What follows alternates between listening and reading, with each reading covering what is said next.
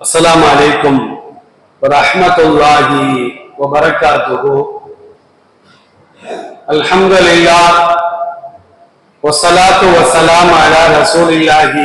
أما بعد, கணியத்திற்குரிய எல்லாம் அல்ல அல்லாஹ்வின் நல்லடியார்களே, அல்லாஹ்வுடைய மாபெரும் கிருபையினால் சங்கையான ரமலான் மாதத்தின் 25ஆம் நாள் தராபிஹ் தொழுகையை தொழுதுவிட்டு அல்லாஹ்விற்கு பிடித்தமான ஒரு இடத்திலே நாம் எல்லாம் அமர்ந்திருக்கின்றோம். இன்று இரவு கூட லைலத்துல் கத்ராக இருப்பதற்கு வாய்ப்பு உண்டு என்பதை நபிகள் நாயகம் ஸல்லல்லாஹு அலைஹி வஸல்லம் அவர்கள் பல்வேறு ஹதீஸ்களின் மூலமாக சொல்லி காட்டுகிறார்கள். எனவே இன்று இரவும் சீக்கிரமாக நாம் துயில் கொண்டு சஹருடைய நேரத்தில் சீக்கிரமாக எழுந்து நல்லமல்கள் செய்ய வேண்டும் என்பதை இந்த நேரத்தில் என் உள்பட உங்களுக்கும் நான் அன்பாக கேட்டுக்கொள்கின்றேன். அருமையானவர்களே, பெற்றோர்கள் குறித்து அல்லாஹ் ரப்பல் ஆலமீன் அல் குர்ஆனிலே பல இடங்களிலே பெருமை பாராட்டி பேசுகின்றார். ஒரு வசனத்தை நாம் திறந்து பார்க்கின்றோம். வகலா ரப்புக அல்லா தஅபுது இல்லா இய்யாஹு வபில் வாலிதைனி இஹ்சானா. அல்லாஹ்வை மட்டும்தான் நீ வணங்க வேண்டும்.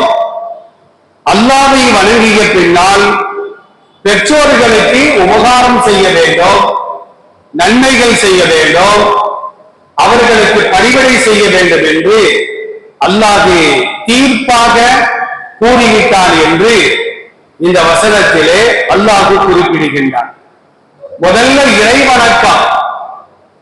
இறைவணக்கத்தை அடுத்து முஸ்லிம்கள் செய்யக்கூடிய காரியம் பெற்றோர்களுக்கு மரியாதை செய்ய வேண்டும். உயிரோடு இருப்பார்களே ஆனால் அவர்கள் அழைத்தால் அந்த அழைப்பிற்கு பதில் கொடுக்க வேண்டும்.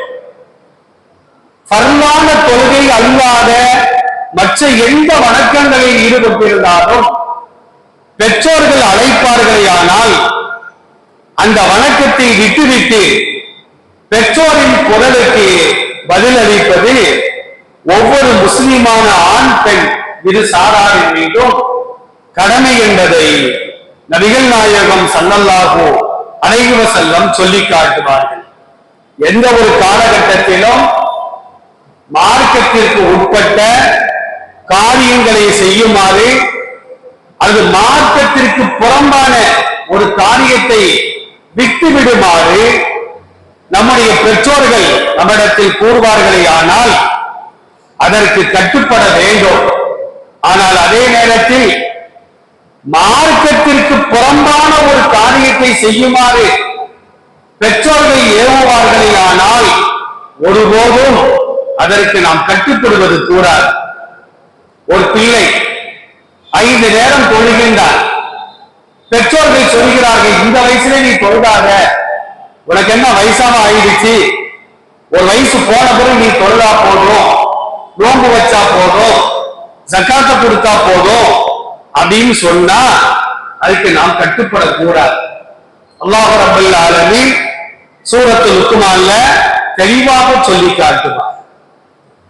இணை வைக்குமாறு, பாவம் செய்யுமாறு உன் பெற்றோர்கள் உன்னை தூண்டினால் நீ அதற்கு கட்டுப்படாது. ஆனால் அவர்களுக்கு உபகாரம் செய்ய வேண்டும். ஒரு தாயோ தந்தையோ ஒரு பாவம் செய்யுமாறு நம்மை துன்புறுத்துகின்றார்கள். அந்த பாவத்தை செய்வது கூடாது. ஆனால் அவர்களுக்கு மாறு செய்ய வேண்டுமா, அவர்களை வீட்டை வீட்டும் துரத்த வேண்டுமா என்றால் கூடாது. சாஹிபுகுமா, அந்த இருவரையும் நீ உன்னோடு இணைத்துக் கொள். அவர்கள் உன்னை பாவம் செய்ய தூண்டினால் அதற்கு மட்டும் நீ கட்டுப்படாதே என்று அல்லாஹ் ரப்பல் ஆலமீன் அந்த வசனத்தின் மூலமாக சொல்லி காட்டுகின்றார். மற்றொரு ஆயத்தை நாம் திறந்து பார்க்கின்றோம். வஹ்ஃபில் லஹுமா ஜனாஹ துல்லி மினர் ரஹ்மா. கிருபை என்னும் இறக்கையை அவர்களுக்காக நீ தாழ்த்து என்று அல்லாஹ் சொல்லுகின்றார். கிருபை என்னும் இறக்கை என்று சொன்னால் அவர்களுக்கு நாம் இறக்கப்பட வேண்டும். பெற்றோர்கள் நம்மை விட கிட்டத்தட்ட ஒரு 25 வயசு மூத்தவங்களா தான் இருப்பாங்க. ஏன்னா அவங்களுக்கு 25 வயசுல கல்யாணம் ஆனா இந்த 26 வயசுல பிறப்போம். அப்ப நமக்கு அவங்களுக்கு மத்தியில 25 வயசு இடைவெளி இருக்கும், நம்மை விட மூத்தவர்கள். அதனால அவர்களுக்கு ஒரு பலவீனம் வரத்தான் செய்யும். அவர்கள் மீது நாம் இரக்கம் காட்ட வேண்டும். வயது ஆக ஆக அவர்கள் குழந்தையாக மாறிக்கொண்டே இருப்பார்கள். சாப்பிட மாட்டேன்னு அடம் பிடிப்பாங்க, மாத்திரை மருந்து போட மாட்டேன்னு அடம் பிடிப்பாங்க, சாப்பிட்டு சாப்பிடலம்பாங்க, சாப்பிடாமலே சாப்பிட்டுட்டேன்னு சொல்லுவாங்க. சின்ன பிள்ளைங்க எப்படி அடம் பிடிக்குமோ. சில வீடுகள்ல பார்க்கிறோம், பெற்றோர்கள் ஆடை அணிய மறுப்பார்கள். பிள்ளைங்க தான் என்ன செய்யணும், பொறுமையாக சிறு குழந்தையாக நாம் இருக்கும் பொழுது நாம எப்படி அவுத்து கொண்டு அடைந்தோமோ அது போன்று அவர்கள் குழந்தையாக மாறிவிடுவார்கள். பொறுமையாகத்தான் அவர்களை நாம் கையாள வேண்டும். ஒரு தந்தை தன் மகனை ஜன்னல் ஓரத்தில் அமர வைத்திருக்கிறார், தாயும் அருகாமையிலே இருக்கின்றார். அப்போ அந்த பையனுக்கு வயசு இருக்கும், ஒரு 40-50 வயசு இருக்கும். தந்தைக்கு வயசாகிவிட்டது, குழந்தையாக மாறிவிட்டார். அப்ப வயதான தந்தை தன்னுடைய மகன்கிட்ட கேட்கிறாரு, இப்ப மரத்துக்கு மேல என்னப்பா நிக்குது அப்படின்னு கேட்கிறார். மகன் சொன்னா காக்கா நிக்குது, காகம் இருக்கிறது என்று சொல்லுகின்றார். கொஞ்ச நேரம் கழிச்சு அந்த வயதான தந்தை மகனை அழைத்து, இப்ப அந்த மரத்துக்கு மேல என்ன நிக்குது, காகம் இருக்கிறது. ஒரு 10 தடவை கேட்டிருப்பாரு, நான் 10 தடவை பொறுமையா சொல்லிட்டான். 11வது தடவை கேட்கும்போது ஒரு அறிவு இருக்காயா, அதான் காக நிக்குதுன்னு சொல்றேன், திரும்ப திரும்ப கேட்டுக்கிட்டே இருக்கடி அப்படின்னு தந்தையை பிடித்து அதட்டிக்கின்றார்.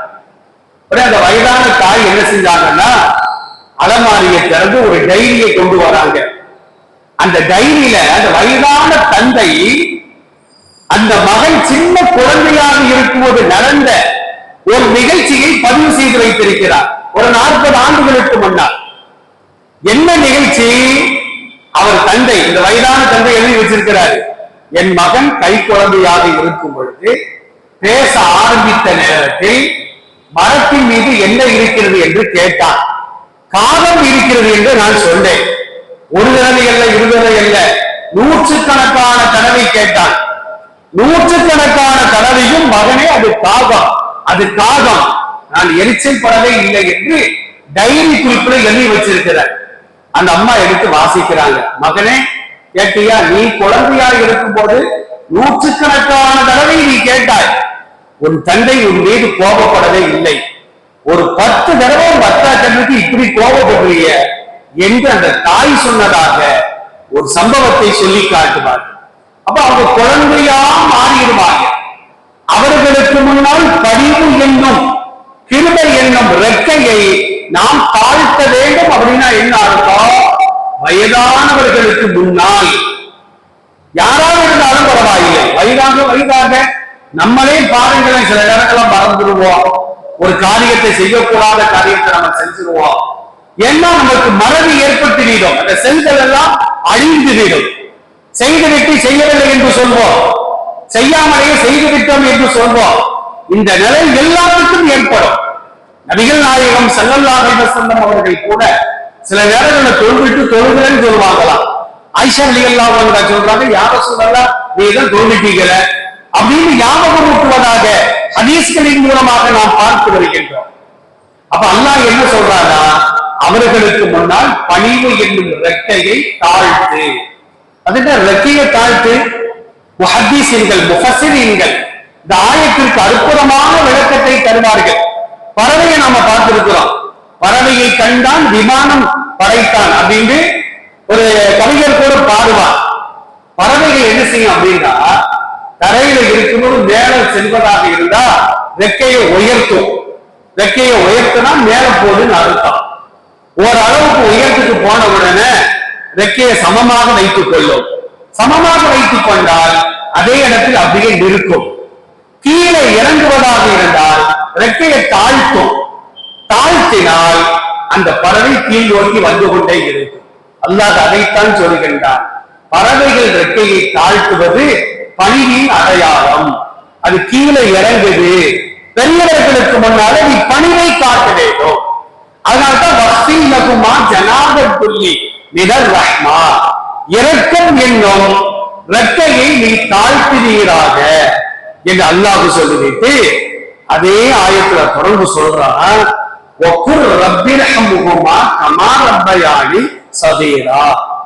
நான் சிறுவனாக இருக்கும் பொழுது என் பெற்றோர்கள் எனக்கு இரக்கம் காட்டிய காரணத்தினால், அரபு இலக்கணத்துல கமா காஃபு மீமு அலிஃப், இந்த கமா என்பதற்கு ஒன்றை போல் அப்படின்னு அர்த்தம் வைக்கலாம், அது ஒன்றின் காரணத்தினால் அப்படின்னு அர்த்தம் வைக்கலாம். ஆனா பெரும்பாலான ஆலிம்கள் என் பெற்றோர்கள் நான் குழந்தையாக இருக்கும் பொழுது என் மீது கிருபை செய்வதை போல் அப்படின்னு அர்த்தம் வைப்பாங்க.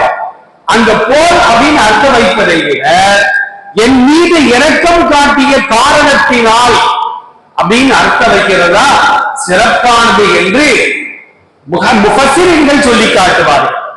ஏன்னா என் மீது இரக்கம் காட்டியது போல் அப்படின்னு நம்ம அர்த்தம் வச்சா சில நேரங்களில் பெற்றோர்கள் மேல இரக்கம் படாம எரிச்சு கூட பட்டிருக்கலாம். அந்த மாதிரி யாரெல்லாம் நீங்க அவங்க மேலையும் இரக்கம் படவும் செய்யும் எரிச்சல் படவும் செய் அப்படிங்கிற அர்த்தம் வந்துவிடும். ஆனால் என் மீது இறக்கப்பட்ட காரணத்தினால் அப்படின்னு அர்த்தம் வச்சா நம்ம வாழ்நாள் ஒருக்க இறக்கப்பட்டா கூட போதும். நம்ம பெற்றோர்கள் யாரெல்லாம் உன்னிடம் வந்து வைத்த என் பெற்றோர்களுக்கு நீ இரக்கம் காட்டு அப்படிங்கிற அர்த்தம் வரும் என்பதை முஃபஸ்ஸிர்கள் தெளிவாக சொல்லி காட்டுவார்கள். அப்ப நாம குழந்தையாக இருக்கும் பொழுது ஆடையில் அசிங்கப்படுத்தி இருப்போம், பெற்றோர்கள் தூங்குற நேரத்துல பசியால் நம்ம அழுதிருப்போம், நம்ம பெற்றோர்கள் தூக்கத்தை விட்டுவிட்டு தூக்கத்தை களைந்து நமக்கு உணவு இருந்திருப்பாங்க, நம்ம ஆடையை மாற்றிருப்பாங்க, நம்ம ஆடைகளை துவைத்து போட்டிருப்பாங்க. வயசான காலத்துல அவங்க படுக்கையில படுத்து எல்லாம் பாதுகாக்கணும். நம்ம எல்லாம் படுக்கையில படுக்க கூடாது, நல்ல சலாமத்தாக நீண்ட ஆயுளோடு ஆரோக்கியமாக வாழ வேண்டும். நபிகள் நாயகம் ஸல்லல்லாஹு அலைஹி வஸல்லம் சொல்வார்கள், குர்ஆனை நீங்கள் அதிகமாக ஓதுங்கள். குர்ஆனை ஓதிக்கிட்டே இருக்கணும்.